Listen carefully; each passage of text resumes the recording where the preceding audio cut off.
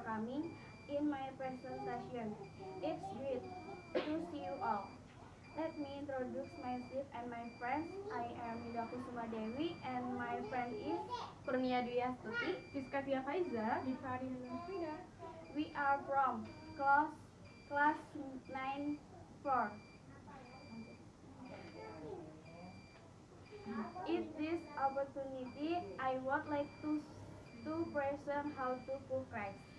Enjoying this video, let's get started. Firstly, measure it with the measuring cup, then test the rice sugar is using other container. Number 2, put the rice flakes in the pan and add it water the recommended scale on your frozen type. Number 3, soak the rice in water and lock 30 minutes. Number 4, place the pitch on the body. Make sure the pitch still properly.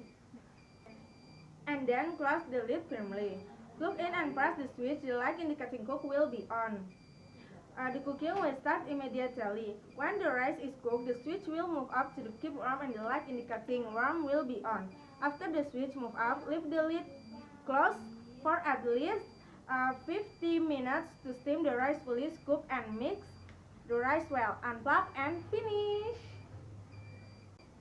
So, the point are when we cook the main rice is rice, don't forget to be washed.